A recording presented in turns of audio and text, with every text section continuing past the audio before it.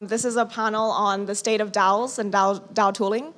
And yeah, we're just gonna we have a pretty intimate crowd here, so there's room for open discussion afterwards. I'm just gonna do a few rounds of questions with the panelists, a few rounds of intros, and then we can just riff on from there and open it up to the audience for any of your questions and comments.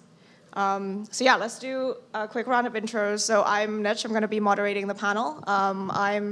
I work on platform and content at 1KX, doing, publishing different research articles on everything from DAO tooling to NFTs to just different verticals within Web3. And yeah, let's pass it on to Joshua. Thanks. Hi, folks. I'm Josh. I am the Executive Director of MetaGov, which is a research institute building standards in infrastructure for online governance, including but not limited to Web3. We do a couple of different projects in this space, I guess particularly in the context of the DAOist and DAO SaaS'ification. We run a standards body called DAO Star 1 that some folks are woot woot, yeah, where building interoperable technical standards for DAOs and DAO tooling, and I interact with a lot of DAO tooling companies through that. Hello, I'm Pete. Work on a thing called Metagame, which is, we do like ecosystem onboarding, but we say we also like build this connective tissue for the DAO space, so like trying to fill in the gaps and build what's missing. Hi, Felipe or Elko. I go by Elko online now. I keep forgetting to actually finally change my identity. So in Telegram, I'm Elko, but in Discord, I'm still Felipe. Like, I don't know. So I was the accidental founder of like the DAOist, and we did a few events, but we're going towards a direction where we're actually looking to build tooling, especially around creating meta relational structures for things that can be DAOs but don't have to be DAOs. So the way Dawn works, it uses this NFT thing, and then you can use it to connect to anything you want. And I think I'm just trying to focus on people to get the story across that the DAO is not important. It's the relational structure between the people that matters, and then a project can have several DAOs, and DAOs are temporary things and da-da-da. But I'm completely out of my league in terms of this type of work, so I rely heavily on people like Josh and things like that. So I'm the intuitional tool provoker, but I think in this panel I just represent the ordinary DAOist that needs to just survive within all this shit, and work. I'm in. I'm Vin, product designer at Meta Coordination Enjoyer. I just coordinate around lots of DAOs, very interoperable as well on the technical and non-technical level. They're both very, very important and very key. But yeah, I'm kind of all around the DAO space, really focused on what is the product of the DAO, not one particular product, but like what is this that we're building, and what does it look like with like 30 of us or 50 of us building various different tools and plugging into each other, and what is that product is kind of like what I spend most of my time working on and coordinating between those pieces. Awesome, thank you. So yeah, I mean, I guess I've only met most of you in real life fairly recently, but I've known of you. You've been around the space for quite some time now. You with Metagame and Raid Guild, and I was wondering, like, what is the biggest shift in just consumer expectations, operator expectations that that you've kind of observed over the past few years from kind of the first generation of DAOs and to where we are now?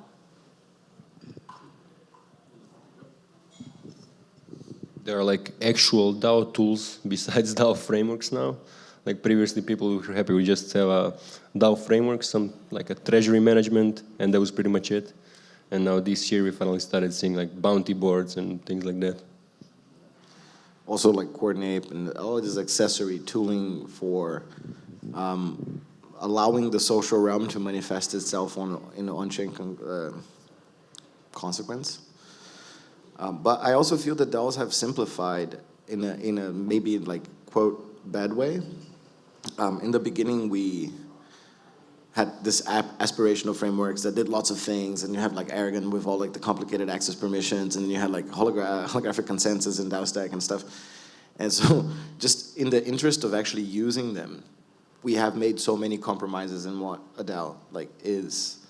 Part of me is disappointed. Like I'm just gonna start throwing like things we can actually discuss. Like, so part of me is like disappointed with this in a certain way. Like, well, I mean, I don't want to beat the dead dog, but we need to beat it, which is like token voting is just disappointing. I don't remember the project, but somebody just flash loaned some project out of existence 3 days ago.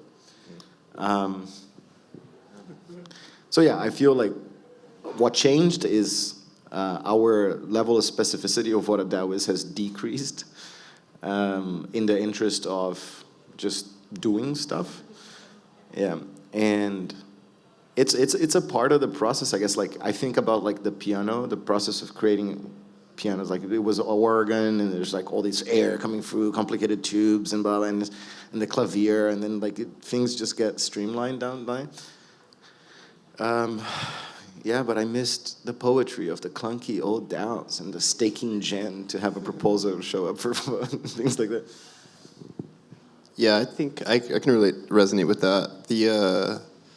I mean, I feel like we were building a bunch of tools because we didn't have DAOs, you know, so we were building a bunch of tech and contracts and things that were like, we're going to do this.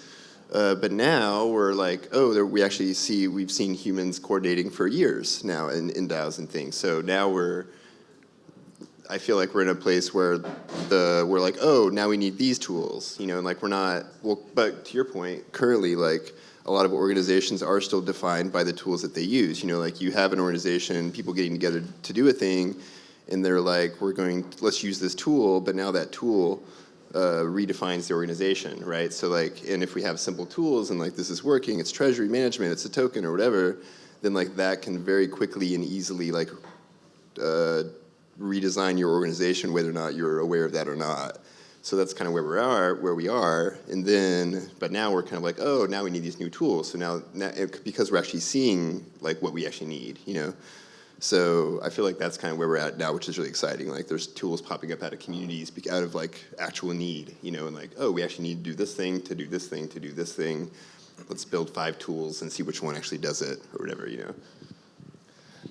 In some sense, I would also say that, first off, before we get too nostalgic about creaky old DAOs, I feel like current DAOs are also still pretty creaky. So, you know, let's save this nostalgia People are for like voting 5 on years Discord from and now. calling it a DAO, Josh. What? People are voting on Discord and calling it a DAO, and then organizing an event saying that they're going to build 10 million DAOs and that they're industry leaders, and they're just like voting on Discord. Like it's real. It's happening. mean, I'll be totally honest. Like, I've had conversations with like 10 different DAO. How do I say it?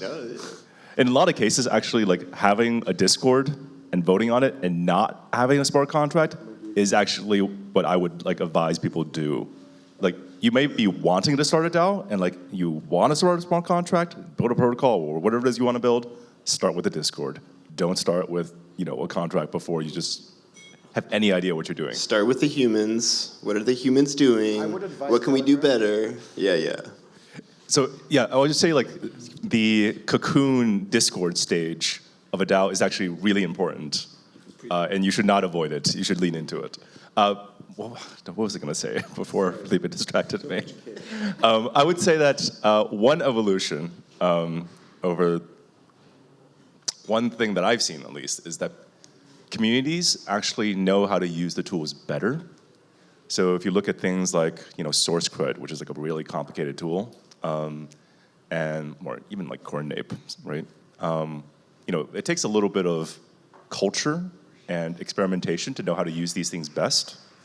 And there are actually sometimes like creative ways of applying it, and different communities use things like SourceCode very differently. Some of them use them well, I think like Metagame, and some of them don't use them so well, like SourceCode itself actually, which is kind of a funny story, but maybe a separate time.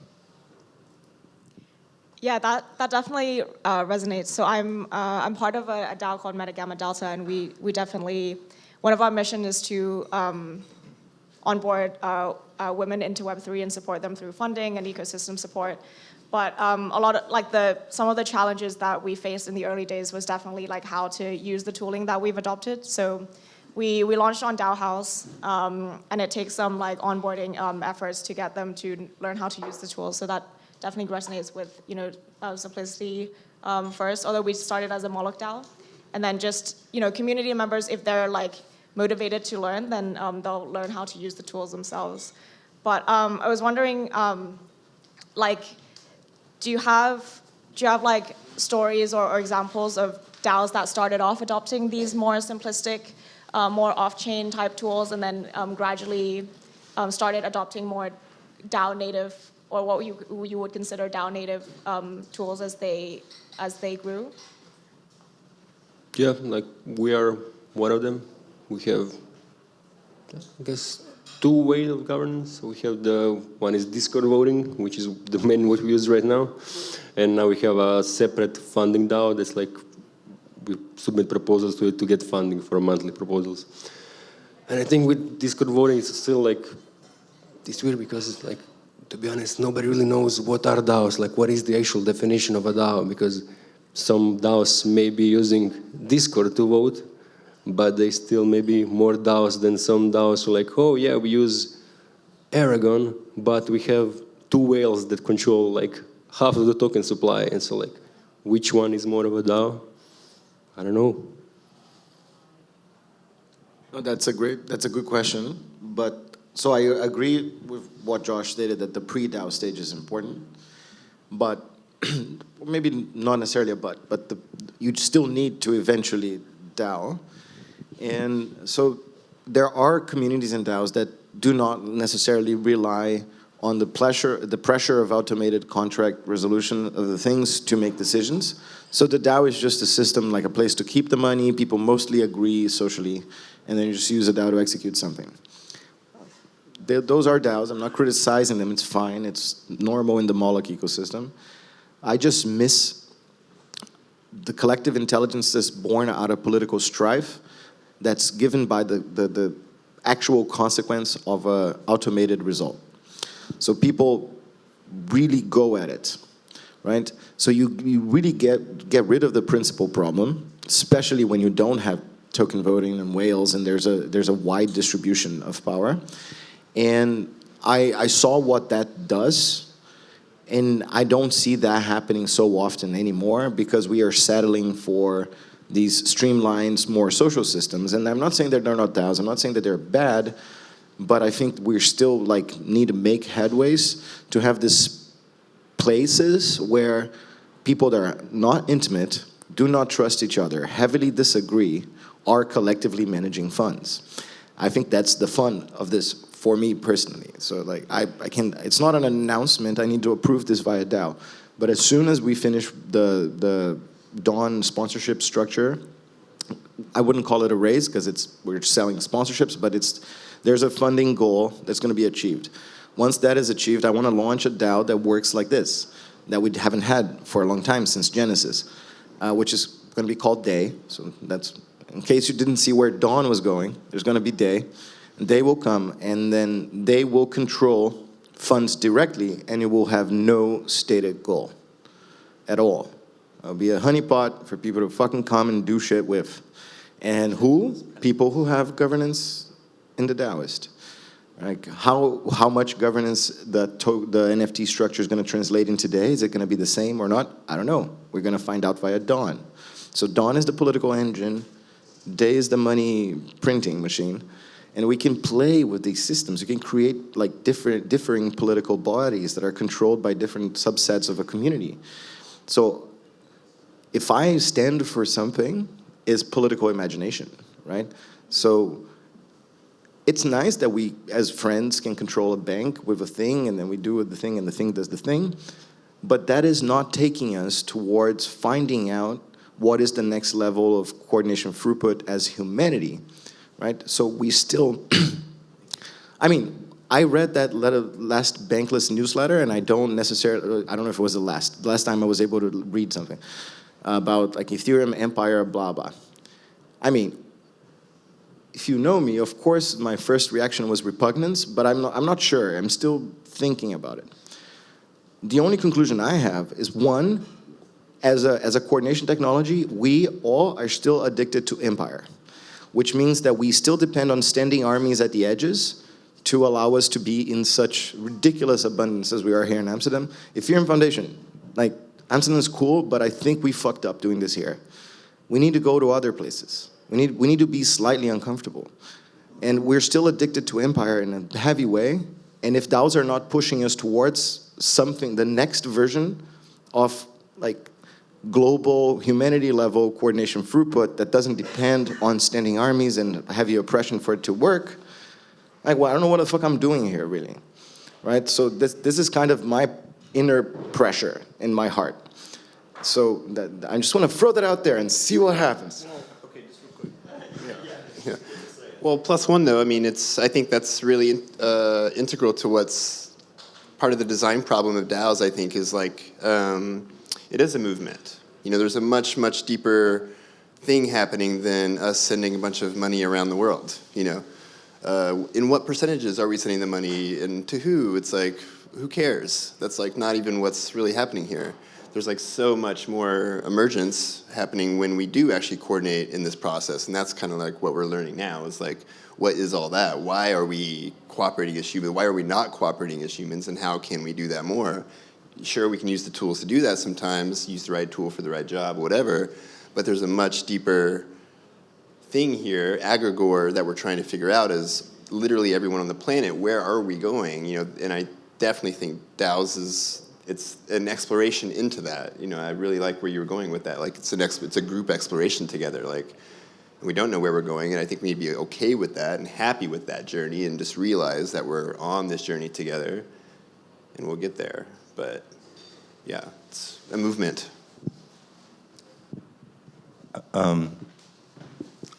On the question that Felipe posed, I guess I would just say that questions of global governance occur at a like just unimaginably different scale from the scales that like current DAOs exist, right?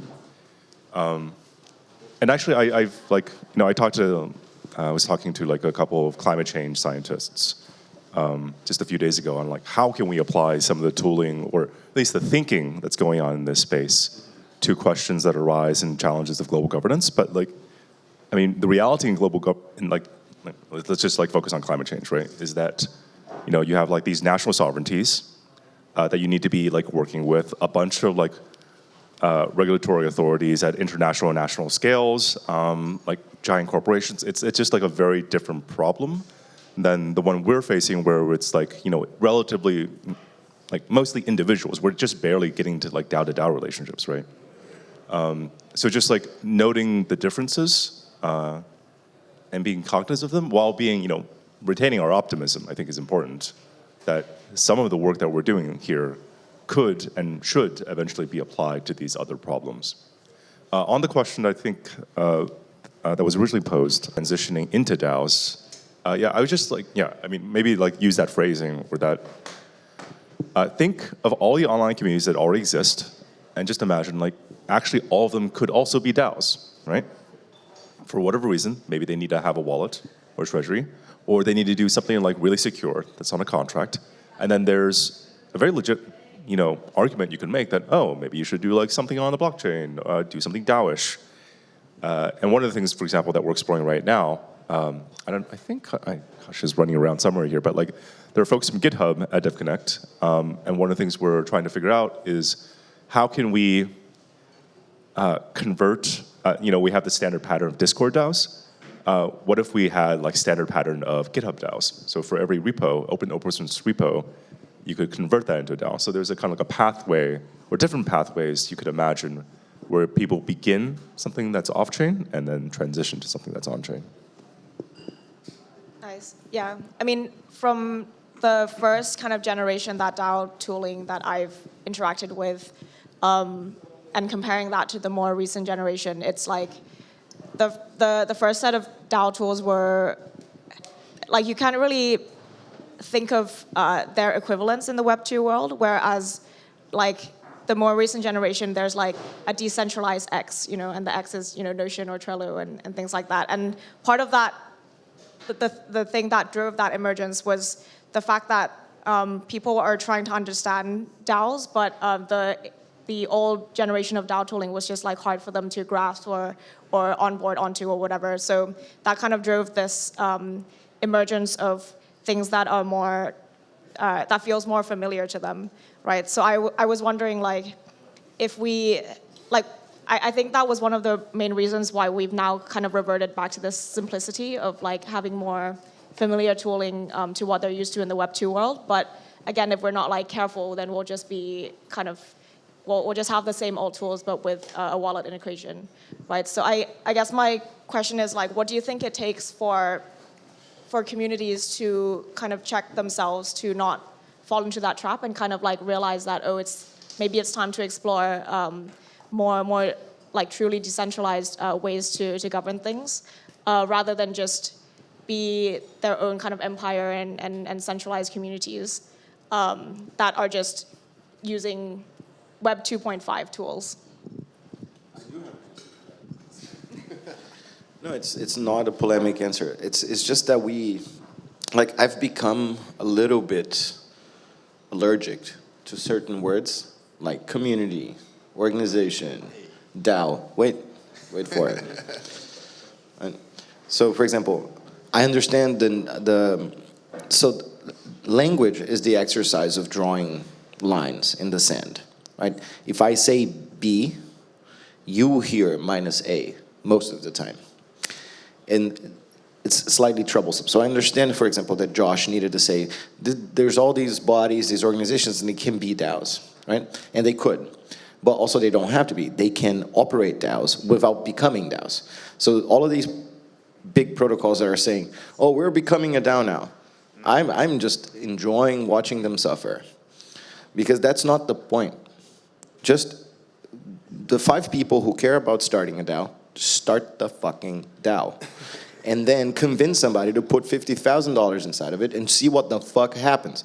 The excessive amount of planning, debate, coordination that people go through to try to get to everyone to agree to do something that is inherently untested and probably stupid is annoying. Just fucking do one thing. Take the inevitable next step. Stop debating shit. Stop spending millions of dollars in these like large protocol proposals. Get the 5 people who get it. Start the DAO. People will come. They will do stuff. It's very simple. The tools are out there. So what we don't know as DAOists mostly is to operate in the DAO way, which is find your personal ignition, execute it without asking for permission. Give yourself permission to decide what comes next. See what happens. Allow your experiment to fail, right? Allow your experiment to grow through that failure and understand that the one DAO doesn't really matter. The only thing that really matters is the DAOists and the people that are born and ignited in the fire of that experimental furnace. And just keep doing that forever until something manifests, right? It's how we did Web 2 too. We did company, one thing eventually. Yeah, so that would be my sort of simplistic, nervous, pseudo-revolutionary South American claim that, like, instead of trying to transpose the entire organization into a decentralized state, just get the 5 people who get it and do a thing. That will probably take us further, faster, more emergently, fractally, responsibly, elegantly, than just using persuasion and charisma and political power to make assumptions about the unknowable unknowns of what decentralization is going to feel like. Like, I feel like phenomenological, action-based, hyper-aware practitioners will thrive in this space. And I'm trying to create sort of the language to form more of those. And the best idea I had so far is to build a pottery studio in the DAOist house. Because if you know how to center clay, you're gonna get it. So this, I'm just trying to be provocative a little bit because it's a long ass panel. Like, it's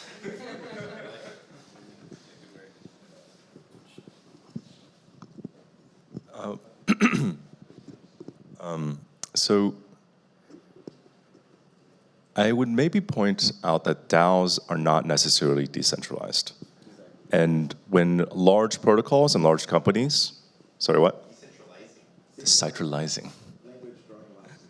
Well, there's lots of issues in the language in this space, but so when large protocols talk about DAOifying, or even like quote unquote Web 2 companies, they're a lot of times it's because of SEC regulation, right?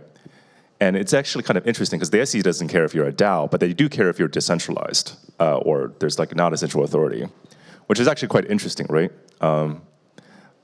So they need you to be functionally decentralized.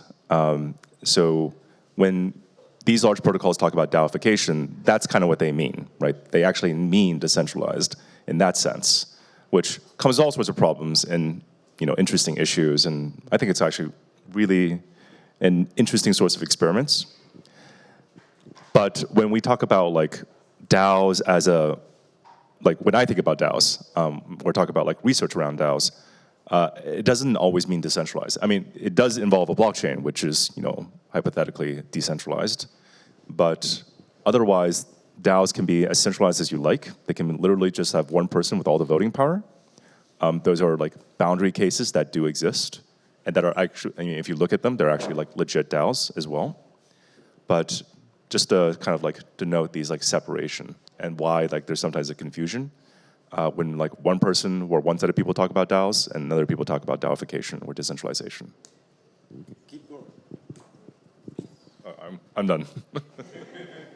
No, I'm really curious to like listen to your experience working with these bigger things, because we are like at the end of the super tiny ones, and just listening to your experience going for like the deep research, like institutional world is super interesting. Well, thank you for putting me on the spot. So let me think. You don't have to comply. Well, to be quite honest, it's like a lot of this, like my experience with it is just like through like research as opposed to like directly interacting with like large DAOs and their decision making, though I'm like seen some of it. Once again, a lot of it just comes down to like legal pressures for decentralization. And on the sort of subject of decentralization itself, or let's say progressive decentralization, there's lots of talk about it. I think there's very unclear whether there are, how do I say it? The rails are still being built, essentially, right? There's not that many great examples. A lot of the good examples I think we have of like quote unquote truly successful like decentralized protocols kind of started out like as decentralized. And the ones that, there's really relatively few cases, I think, of successful transitions or like complete transitions into decentralization. Like, for example, like Algorand has been talking about this since forever. Not exactly a DAO, but and I've been like, what was it? I was analyzing their previous constitution and their like sort of proposed new constitution, and it's like that's like a year ago. I'm still not sure like if it's really complete. Anyways, it's just like these kinds of like governance transitions take time. DAOs don't necessarily operate the fastest anyways. And then you try to sort of stack on this like big governance transition to like a different way of acting, and it just takes time. I think like Yearn V2 is still like, is that done? Like You're like 2.0? 2.0, yeah. Yeah, I don't think so. Like, I think Track ended up spending. Governance proposal. I mean, it's a good proposal, right? But like, I think Track got distracted by other things as well. So, anyways. Yeah, I think that's back to your question, like what kind of things can communities do to kind of help them progressively decentralize, in the best way for them or whatever, which is, I think it does come back to distributed power being like the core property there, because like if that's the case, whatever you're using, I mean, you can be in Discord as long as there's like, the blockchain's just nice for forcing that, right? But like socially, you can do that in Discord and it's fine. The important part is that everybody has a voice. That's like the main thing. So if everybody has a voice and people are asking, should we decentralize this? then eventually they'll say, yeah, we should decentralize that. But I think one of the core design problems that you face, or that we all face, when, like you said, like if you don't start decentralized, we're already coordinating. So like tucking in, now we're gonna like decentralize this process that we're barely coordinating on already, and that's like very costly. You know, like coordination cost on that is very, very high. So a lot of times the community will say, let's do it later, you know.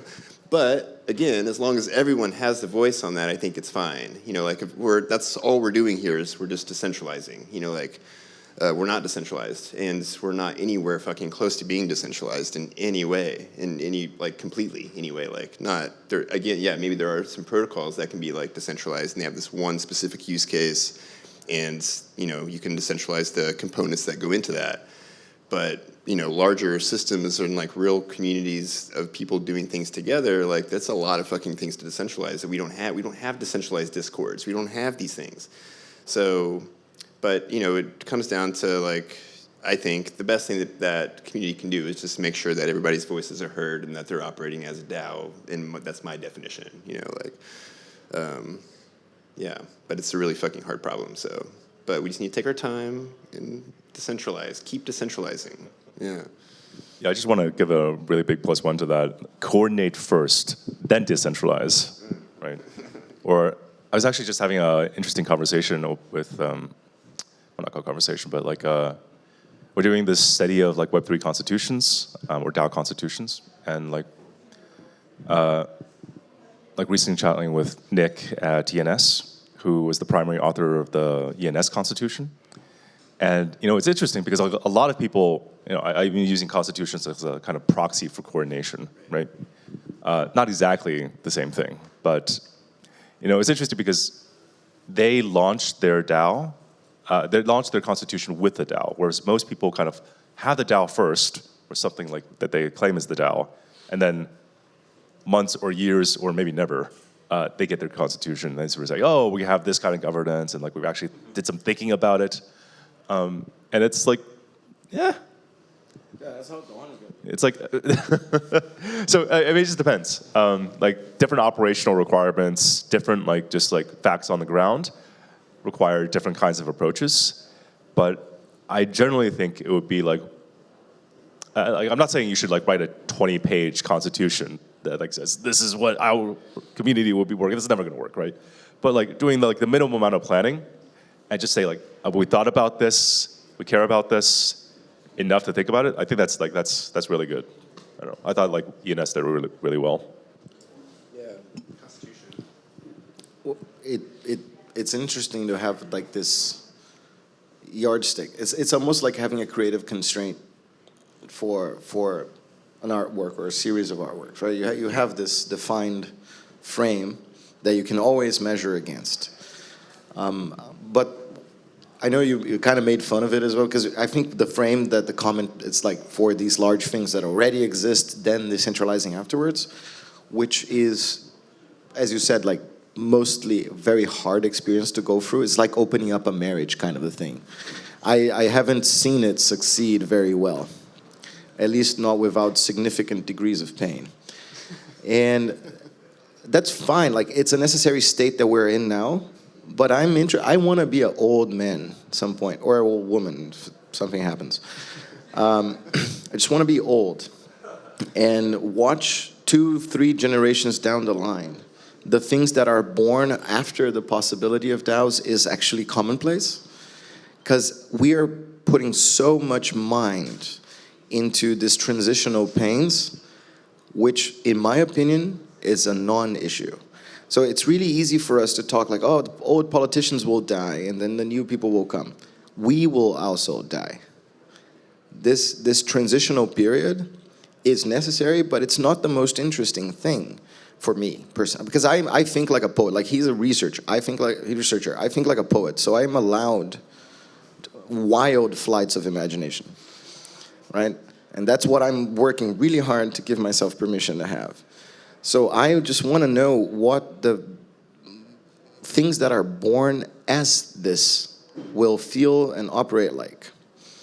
And we can maybe expedite the becoming of this world by not giving a shit about the transitional things. Like, I'm not saying everyone stop. I'm saying give yourself permission. If it doesn't feel interesting to try to perform or support this organizational alchemy, go do it from the ground up new, because there's very smart people engaging heavily with this organizational alchemy. And like, it's fucking honor for me that there was that full day researcher, like what is it? It's like it's not a conference. When researchers get together, what's it? A symposium. Yeah, there was like a legit, like, phenomenal symposium happening in a dungeon, and I was like, cool. Like, it was super awesome. But then we all need to brace against each other, in my opinion, and like find out what is your ignition and just go like wildly through that. And I know that I can be weird, wildly imaginative poet, weird asshole, because Josh exists, and we're not in, like, you know, it's really the systemic result that matters. And it's like a big orchestra. And this is what I'm a little bit disappointed by, that we don't have language yet to collectively be an accidental but harmonious orchestra of operators. And that's maybe what can come out of spaces like this, right? I don't know where I'm going. This long-ass panel, again, just...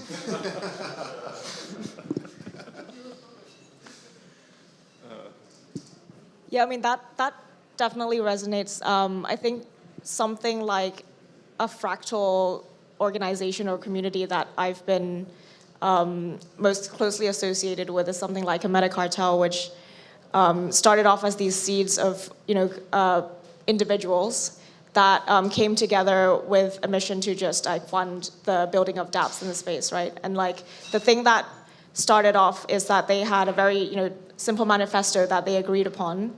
And they didn't set out to build a product. They just kind of aggregated just individuals who wanted to do something, right? And I think something that resonated with what you said, Felipe, was that large organizations are kind of spending a lot of resources and time right now to agree on something, rather than just getting the 5 most informed, high-context individuals to go out and build that thing. And I think one of the things that I've observed with the metacartel community is that is what they did, and now it fractalized into Metafactory and Metagamma Delta, and yeah, and it's just this entire ecosystem of of DAOs or products that have spawned out of this fertile, I think, seed of a community, and I agree, there is no language. It was a meta transaction. Yeah. Yeah, it was from meta transactions, right? And figuring out how to do meta transactions. Just copy the name. Yeah, and so so I think it's been really interesting to be a part of that. But I agree that there's no language right now to kind of describe how that feels, but you really feel it and see it happening. And now you have this operators, and it's a lot more porous and it's a lot more dynamic what people contribute to. And yeah, just people taking initiative. So I was wondering, then with Raid Guild and DAO House and people with Metagame, what has that kind of experience been like for you as builders and sometimes summoners of some of these fractal organizations that spawned out of this seed community? So Metacartel has this tagline, which is, if you want to go fast, go alone. If you want to go far, go together. And people always focus on this second part, like, oh, we want to go far, so let's go together. But sometimes you need to go fast. And so a lot of us, okay, we want to do this, and forked off and created other DAOs. And then those DAOs start going slow because they get big. And I don't know where I was going with that. I just wanted to say that. How do I feel about it? I think it's necessary because, you can't just wait for everybody to come to consensus and then do something. And just, for me, I like this autonomy part, people being encouraged to just go out and do something. First off, I just want to, how do I say it? Acknowledge all the love that Felipe has been sending my way. and send it, how do I say it? Send it back, and then spread it to everybody in this room so that we can all start our DAOs. But if by starting a DAO means starting a Discord, please don't invite me to your Discord. I have too many. On the question of the fractal nature of DAOs, I think that's actually a super important point that, this is you don't have to look at DAOs to sort of get an understanding of this. Like, if you just look at Reddit, like Reddit data, like where new Reddits come from, tons of new Reddits come from splitting or forking or some sort of like subdivision of existing Reddits, right? And this is true of like lots and lots of different classes of online communities. There's like folks, I think at, what's his name? Chen, I think, at Colorado. Anyways, just like you can Google like genealogy of these kinds of communities, and there's studies of this. And it's really interesting data to see like kind of the forking and very occasionally like re-merging of these communities. So in some sense, like if you want to start a DAO, maybe one of the best ways of doing so is to go deep into an existing DAO and then like find your little group, your group of buddies, and like split off from that. Because this, I think, is really good because it powers like, gets people into existing DAOs, makes them more dynamic and active, but also, gives people a point of essentially launch for whatever new projects they want to build. So, yeah. Yeah, I mean, it's really obvious in retrospect what happens, right? It's like you have, like, just like the metacartel example is like, it's just people that are together, and yeah, they're coordinating through a smart contract, so they use like, everybody threw in like 10 ETH or whatever. They didn't have to trust each other to do that. There was no, so-and-so can run off with the money because it's a DAO. I literally put my money in and I still have power over that. I can leave whenever I want before the money's spent or whatever. Very low coordination cost. Incredible. That's the most important thing there, right? It's like, if I don't have to trust you, then I can just take a gamble and I can try to coordinate with you. And then when you do, and then no one runs away with the money, now you have trust. And then once you have that trust, now you can be like, oh, well, you're a builder, I'm a builder, nobody else is builders here. Let's go do a little builder DAO so that we can like do some stuff over there and like have our little tighter thing or whatever. And then that just happens over and over and over again. But the important part that I'm realizing is that tiny bit of peer-to-peer human trust building is probably one of the most valuable emergent properties of DAOs. And I was joking yesterday, but it's like kind of like DAOs are kind of just like training wheels to get us to that point of where we can just trust and coordinate, because that's it. It scales. Like once you have that trust, now like Pete and I can just coordinate crazy fast, or any of us can like all coordinate because we already have that trust. Now it's like we can try new things together and fail, or win, or whatever the fuck. But that trust is super important, which is very opposite of a lot of things that we talk about in blockchain, like trustlessness, and super important to get us to coordinate. But then once we're coordinating, now we have the trust, and now we can do things really fast, really cheap, and really fucking colorful, amazing, beautiful things together. It's really powerful. And the fractalization, it's just been really awesome to observe how humans naturally self-organize without structures that are like binding them, how they should coordinate. Like that's kind of where we are in this space. We get to just kind of see how humans naturally organize without, us designing processes before that happens. We do that way too often. But, when we don't, then we get to actually observe how humans self-organize and how relationships really form and how strong relationships form. Then those strong relationships form strong communities, and those strong communities build fucking fractalized communities. And then those keep fractalizing into various coordination units of people doing whatever the hell they want to do together with all the support of the rest of the network that they came from. So again, it's just like exponential fucking coordination power that we're gaining here that we can use for whatever we want. But that's like, that trust is really like key to what is happening here, I think. that's a, I have a few things to say, but like I don't disagree with anything that was said. So just underlining a few things. So the DAO is a mechanism that expedites the process of trust building, but also it's like a shoulder that grows. So like it's easier to build that trust by having a checked mechanism that at least avoids the worst of all consequence. And then you can actually have that training wheel and build, cool. But so,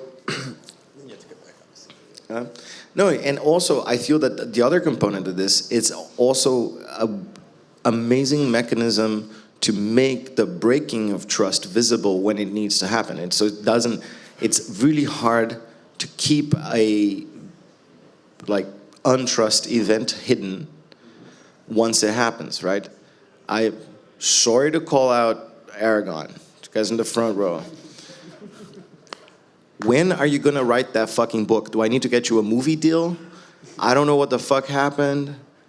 Several times.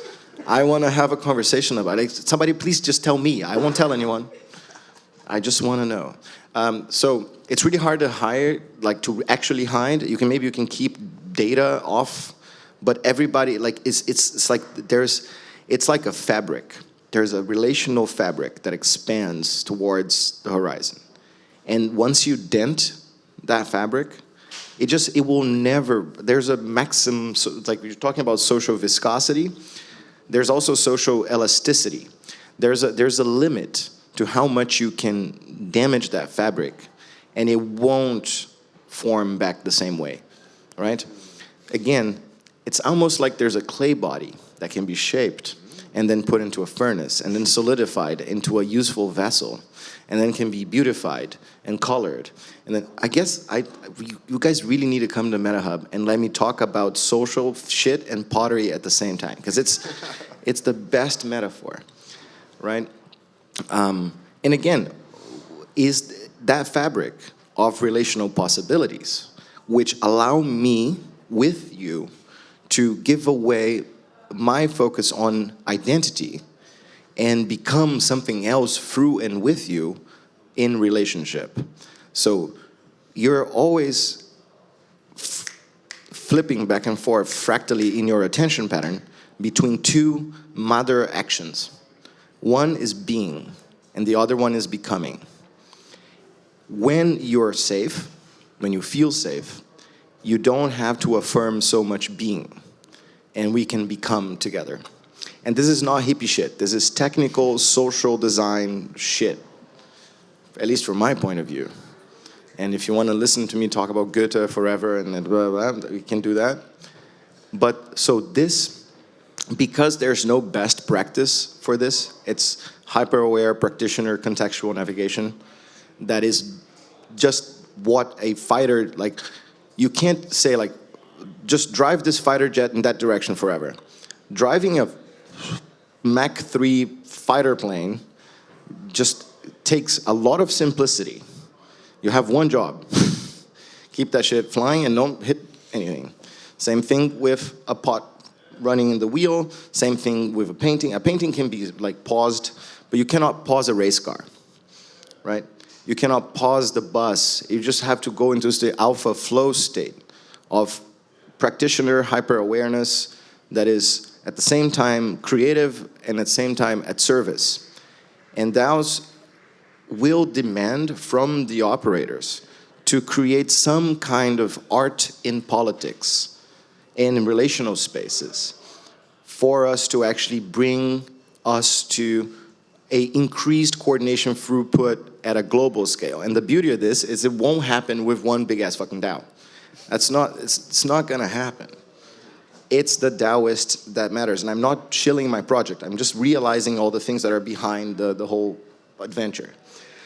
And weirdly enough, I feel like if we work at each of ourselves and the next person, and you give a shoulder, and then he gives a shoulder, and then she gives a shoulder, and they give a shoulder, the fabric that gets built might be interesting. And it's like, like my life is not necessarily super easy right now in terms of like just the amount of stuff that I have to do, but it's because of the fabric that's going on that I just like, I wake up, I open my eyes, it's like, All right? Another day. And we just do it, you know? So thank you. It's because of you. So about building the actual fabric, like in terms of DAO tooling. Yeah, sorry. We are the tools. We are the tools. We are tools.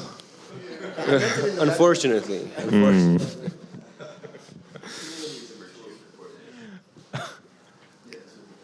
Yeah, the state of actual tooling. Do we even want to go there? Go there. I was just gonna say that it's okay. The DAO fabric doesn't exist. The tools are all in different places. Everybody's using 10 different tools, and they're all on different websites, and it's fucked. Well, the tours are getting funded. I mean, It's all happening, or it's all like all over the place right now. Everybody's still building like Web 2 versions with like Web 3 like wallet logins. That's not interoperable. That's what you're working on, like, trying to set the standards. I appreciate that. Yeah, that's a big problem, I think. yeah, definitely. Thank you for helping me, Shill. So yeah, we run a standards body called DAOstar 1, which is trying to address some of these, like this lack of interoperability in the space, where everybody's trying to build their own shit, and sometimes it gets used, sometimes it doesn't. But either way, it creates this fragmentation in the space where like nobody knows what the hell is going on, and innovations, you know, they happen like in various places, and then they die with those things, and that's kind of sad because hey, I think we'd all benefit from those really great ideas if they could somehow get disseminated and spread across the ecosystem, right? Just riffing on something that Felipe said, I think for some reason there was a reference to Goethe, and I was thinking, you know, there's this like some dude, maybe actually girl as well, I can't remember, put out a game theoretic analysis of the contract between Faust and Mephistopheles. Send me this. It's great. It's great. It's like, okay, somebody actually, you know, wrote this up, built a formal model. Like, how does one negotiate with the devil? I was just thinking, can you build a DAO that, you know, if DAOs are sort of trust vehicles, right? Can you ever get Faust to trust Mephistopheles, or vice versa? I mean, like, some problems are hard. This is a cool direction. Fuck. Because, I mean, so is Mephistopheles the devil? Question number one. Or he's just a servant, right? Is he just a demon? He's some bad dude. Hard-coded malicious actor. Hard-coded malicious actor. Yeah. Adversarial. Well, is he though? Because, I mean, Your soul. he wants your soul, but do I want, like, yeah, is Faust the malicious actor? Because Faust kept this demon enslaved for hundreds of years to his life, doing every bidding that he wanted for years and years and years and years and years and years. Like, they fucking went everywhere. They traveled in time. They had bacchanals with witches. They did all, like, if you didn't read Faust, I'm sorry. It's very boring, but it's an interesting seminal piece. All right. Hundreds of years of servitude to this bored human, basically, because Instagram didn't exist. And until the contract is, in case you haven't read Faust is a researcher, a seeker of knowledge, somebody who wanted to know everything about everything. And he did learn a fuck ton, and then he realized his life was meaningless. He was bored, had no true reason to be alive. And then one day he's walking home and a black poodle shows up and follows him home. And when he gets home, the poodle's like, Faust was also a cult practitioner. He had like sensing capabilities. He was a little bit of a magician or a wizard kind of a dude, or at least he was aware of the existence of ethereal realms. And he could sense that the dog wasn't a dog. There's something wrong about the dog. And then the dog, poof, manifests into a demon from behind in a puff of green smoke. Goethe was very theatrical. In a puff of green smoke from behind his oven, the stove. And he says, I am that, the sentence, I only know it in German, but it's a beautiful paragraph of Mephistopheles saying that he is the power of, like, it's so beautiful. Just go Google it. And then, cool. So the contract is, if Mephistopheles is able to provide an experience of true, deepening, absolute satisfaction, when that moment, when that exact moment of true realization happens to Faust, he shall die, and Mephistopheles will take his soul to serve him for eternity. Right? That was the contract. And that does happen. Do you remember when it happens? Can you describe the moment? I don't remember anymore, but it's like, isn't it when he like is experiencing? So, Like Gretchen? no, that's Gretchen. Gretchen is in the beginning. So basically, they go through all this shit, like literally satanic rituals and orgies and homunculus in a fucking bottle, like everything that you can. He meets Helen of Troy, falls in love with Helen of Troy, fucks Helen of Troy. Everything happens, and then late he just decides to build a society. He buys a piece of land. There's an old couple living in the piece of land. He asks Mephistopheles to kill them. He sets their shed on fire, and then the old couple dies. And then he just puts people to work and starts developing the land. And one day he's looking over the land from the cliff, and he sees the desire of human entrepreneurship and achievement and the people toiling and working. And he said, I never saw larger beauty. And he dies. That is the apex of Faust 2, which nobody reads. But you know what happens after that? Is it after? There is an after. Because does Mephistopheles keeps the soul of Faust? In Goethe's version, one, he doesn't. God intervenes because he saw the true misguided desire for beauty and building in the soul of Faust. And God goes, shut up, demon. I'm the boss. And takes Faust to heaven. And God is a female energy. Goethe, good job.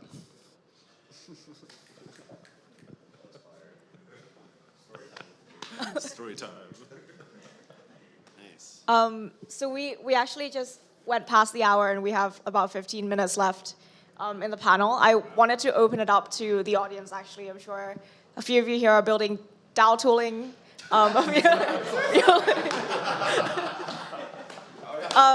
We got a bit sidetracked. But yeah, like any comments from?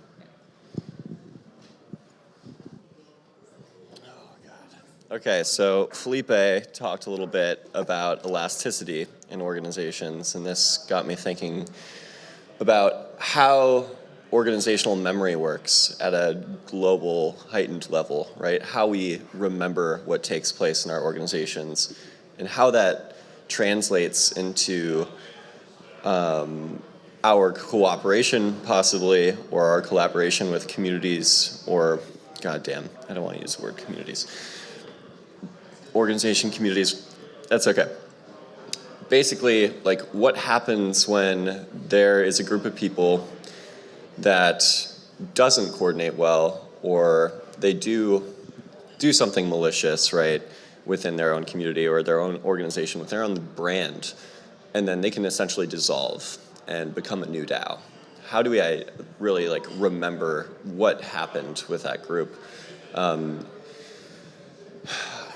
I don't know what the answer is to it, but I guess I just got thinking about that because I think there's this elasticity within a single organization, and then there's this larger elasticity on a global scale where it's like, okay, what can we actually tolerate as a society for, I guess, like for the kind of mishaps that happen within a given organization? Like how can we, like we can't prevent a DAO from being created, right? We can't prevent a bunch of malicious actors from leaving a certain organization and then starting up a new one and potentially even becoming more malicious and gaining more, but just a thought I had. And then one thing I wanted to share too is around this kind of around this like mesh network that we're experiencing. And like I think of scale-free organizations when we talk about DAOs that can grow into infinitum, where it's like kind of Pete described it, you have a bunch of groups that just kind of spin off and self-create, self-select. And I think that's probably one of the most powerful aspects of what we're creating here is like DAOs can really capture this rapid emergent energy that comes with a group of people collaborating. And when they align around something and there's clear goals and a mission involved, you know, they can self-organize and create without having to go through the traditional means of, okay, let's buy some physical property, let's file a bunch of like legal paperwork. Not that I don't think you should do that, you should. But I'm just saying like the rubber hits the road a lot quicker when you're operating in this fashion. And so now you take all those pieces and put it together with what we're actually trying to do here, right? The networking event or like the propensity for knowledge to transfer and for learning to take place within these organizations is something I've never seen before, like I've never experienced before. And I think a lot of people haven't experienced that, and it's a new phenomenon. So I don't think there's a question in sight, and I just went on a rant, but those were all thoughts I was having and wanted to share while you guys were up here. Anybody else? Questions or? Yeah, don't be scared. I just want to respond very briefly to the not a question, but I would say I usually think of this in terms of like knowledge management, and there's lots of different tools for doing this, right? And it's quite interesting how to do this within centralized organizations when you have like enterprise knowledge management systems, document management, agreement management, and how you would do that in decentralized networks where you like, just imagine if, I don't know, like all Reddit had like a shared knowledge base. Kind of do, but kind of don't. I would also kind of, one thing that might be interesting if you're thinking about like, where do you see continuity between like one DAO ending and another DAO beginning? What happens that carries over? Clearly there is data that carries over, right? Or the data is immutable in some sense. One of the things we're trying to work on right now as part of like the DAO standards conversations is like a bunch of tooling. A bunch of folks doing tooling are working together right now. So this like Closer, Station, Disco, Spruce, a couple of these kinds of folks working more on the identity space, trying to come up with a standard for membership, like DAO membership via attestations.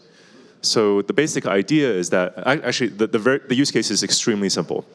We want to enable people to have essentially Web3 CVs. So you want to be able to verify that you participate in a DAO, and then to use that to give to other DAOs and say, hey, I did these things. You should hire me, give me money, or fund my proposal, et cetera, et cetera. But there's a kind of like a balance of power here because you don't want to be able to like give DAOs total control over this. Like DAOs can attest to things, but then that attestation gets recorded and lives somewhere else, perhaps by a service provider who aggregates these things. Yeah. And then at some point there's like either an expiration or a revocation, but that can't be willy-nilly because you can't work for a DAO and then for whatever reason the DAO says I don't like you anymore and said you never worked for me. That doesn't work either, right? It's also sort of like privacy concerns because you never want to put immutable PII, private information onto a blockchain. It's just like kind of a bad idea, though it happens all the time. Yeah, I think that's a really interesting way we're headed in. I'm sorry, I just want to respond away. It's like verifiable credentials, right? Where this is not a use case of verifiable credentials, though. Okay. It is a pattern that is. Yeah, it's actually much simpler because VCs are not they're not well adopted yet. So yeah. Okay, I know James Young from Collabland. He's working on a solution using VCs with off-chain data to basically distribute NFTs in a kind of point system kind of fashion where people who don't even have a wallet and just have their Discord can start to gain attestations and carry those through to different, communities, which I think is going to be fucking level up for the entire space. Because if we as DAOs can start to, what did you say? Right. We don't have a poet for this event, guys. What? But yeah, I would have been ranting for a little bit. If anyone has any other thoughts. Yeah, I wanted to go back to the non-tooling questions. I love the part about the fabric of the community. But yesterday here there was someone from Graviton from the tech token engineering commons, and they were talking about like conflict resolution. And I wanted to hear your thoughts around when should you try to conflict resolve and when should you fork? Like, how do you think about where that balance lies? My first instinctive reaction is when in doubt, fork it. Try to coordinate. Because in the, Fork it. No, I guess just the price of not like giving yourself permission to go fast and alone is, so like ideally, practitioner and the group, the hyper object of the group of practitioners should be very self-aware on how much of their identity they want to give away in relationship, right? So if you're really in doubt, fork it. Because there might be, the conflict doesn't, like, I hate the term conflict resolution, right? There's a lot more harmony to honest conflict than dishonest harmony. There's a lot more to be gained, right? And sometimes the conflict just solves itself if you're willing to step away. The illusion, the lie there is that you are not enough and you're not self-sufficient as a human. And so what happens in a space where you're safe, you're supported, you have a bunch of co-practitioners, you know your talents, and you know where to take it in any case scenario, is the lack of fear. Staying together for fear is the reason why people stay in bad marriages for a very long time. You don't need to. So becoming aware of like why you exist, what you know how to do, and several places where you can deploy it is the talk that I was supposed to give today, but I didn't have time to prepare. And a future DAOist close to you, because nobody will give me talks at the other fucking events. And then when they do, they put me on the side stage where 2 people are watching. That's fine. Yes, you are.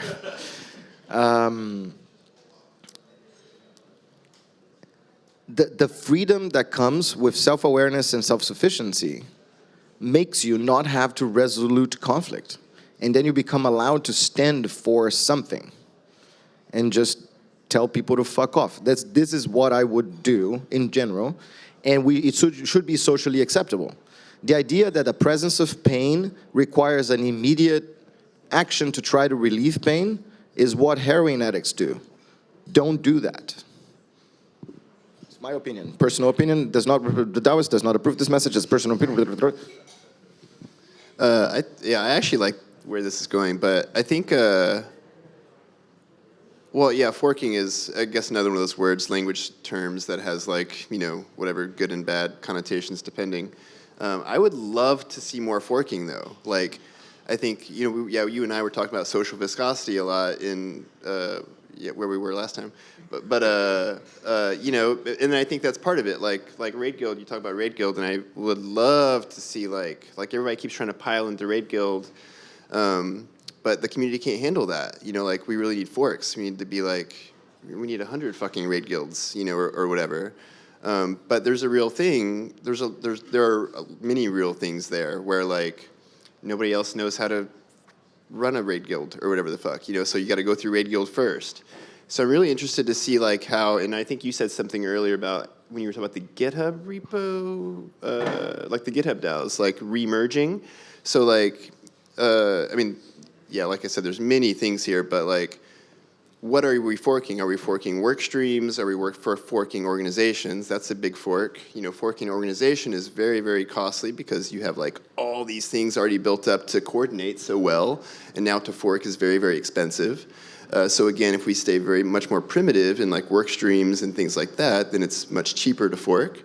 And if we make forking cheaper, then we also need to make merging cheap, you know. So we need to like allow for people to go and fork off and go try things on their own, go fast, do it. But we will welcome you back. You know, like that kind of energy I think is what we need more of. And then we can just kind of have like, we can all be running off in different directions, experimenting and providing value and failing and whatever, but learning from all that. And then, okay guys, we failed, can we come back? Great, yeah, let's fucking coordinate, you know? Yeah, let's fucking coordinate. A linguistic device that might help with this is try to not adjectivize, not even in your thought process. Don't adjectivize people, adjectivize the situation. So conflict happened. You don't say, you're a fucking asshole. Don't say that. Just say, this feels uncomfortable. And I'm gonna go over there, feel something else. And maybe we talk later, right? Because the labeling, and it's what creates the problem. And then it leaves very little pathway for redemption or re-self-definition. And sometimes people really do horrible things. And we should not, like, because I love you, it's okay. That's the waking up at the Monster Factory, which I will keep quoting every week of my life until everyone has watched it and we give up on nuclear families. But I'm just a terrorist, so don't listen to me. I didn't, it's a joke.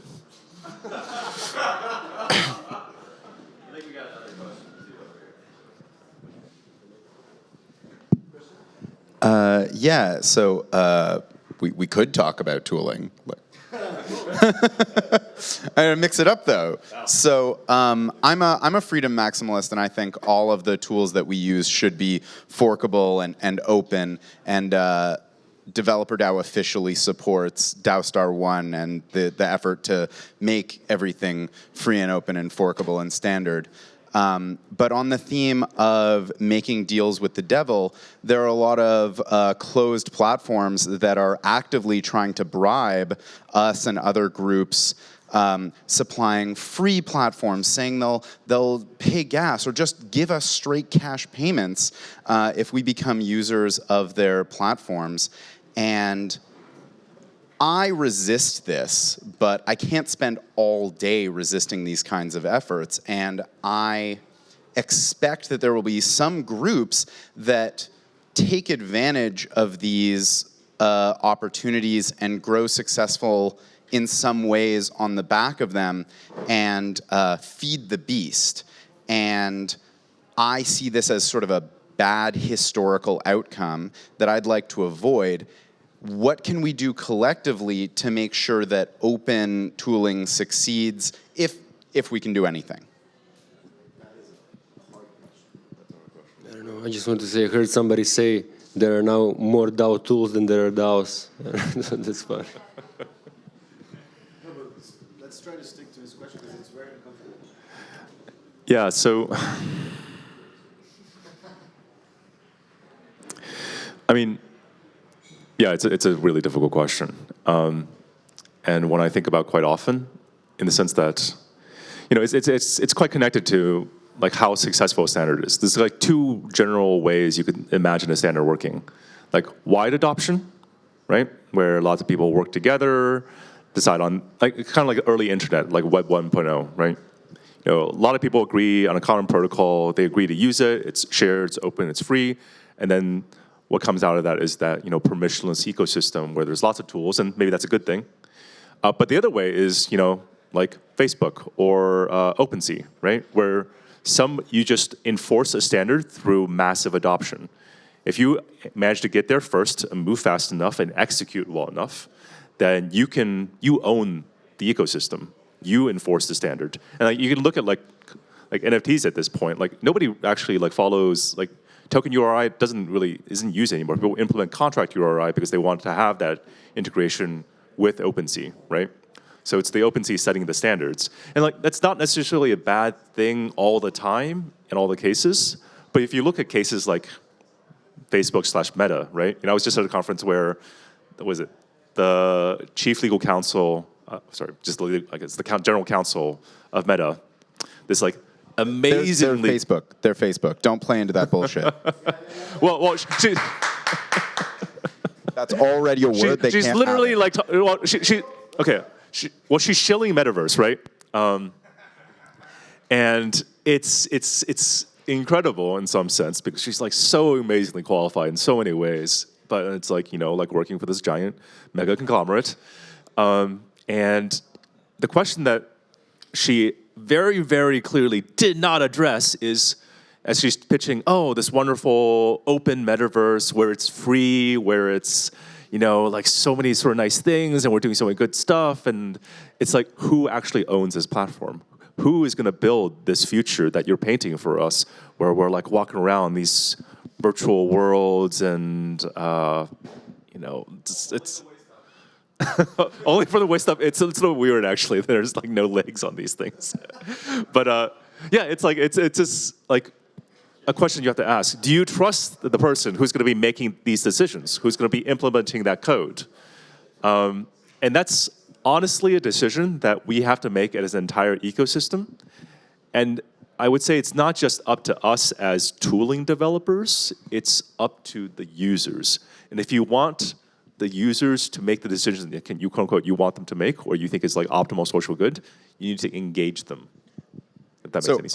Are you proposing some kind of open tooling coalition where DAOs will sign on and say we'll only use open tooling, and if you defect from the coalition, then we'll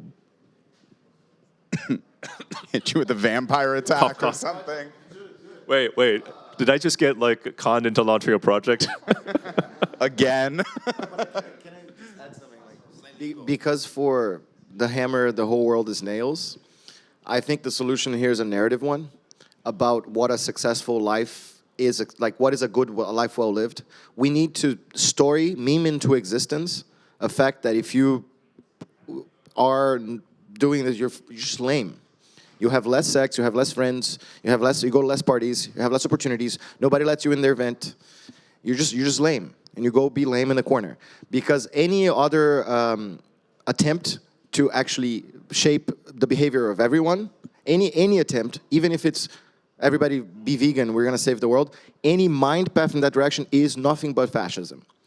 Every possible instance of behavior will happen at least once, right? So what we have just to do is make it lame as fuck and just be the interesting thing and have the cooler life, So if every attractive female and male in the world refuse to partner with people who do things that shouldn't be done, you just solved the entire universe. Solved it, right? Don't fuck closed source collaborators. I didn't say that. I'm just saying that every human needs the same things. We create very bizarre stories to need the same things that we all need. And at the bottom of that need pile, the center maybe, or somewhere, I don't know, spatially, you can vectorize this later somewhere. Everyone just wants the same one thing, which is feel special. That's the only thing. And ironically, no one is special at all, ever. And then so we create very elaborate behavior patterns and stories in our head, webs of meaning, to convince ourselves that at least we should get out of bed. And this is at the center of everything. We can manipulate this inevitable pattern of consciousness because you have to be someone. You can't just melt into everyone else. We can manipulate this to collectively decide what's okay and what's not okay in our rituals and social things, and who gets to do what, and etc. That's the only strategy I have. Trying to answer your question directly. Now, as an offer, because we're going to have to answer the panel, let's talk directly on what we can actually do, and then do it fast. 5 people in a small DAO. Instead of just debating and writing the standards and stuff, do that. But let's also take immediate action in making lame shit feel lame and cool shit feel cool. Okay, I want to say something. Yes, don't fuck closed source, but also do fuck open source, right? Do fuck standards. Do that.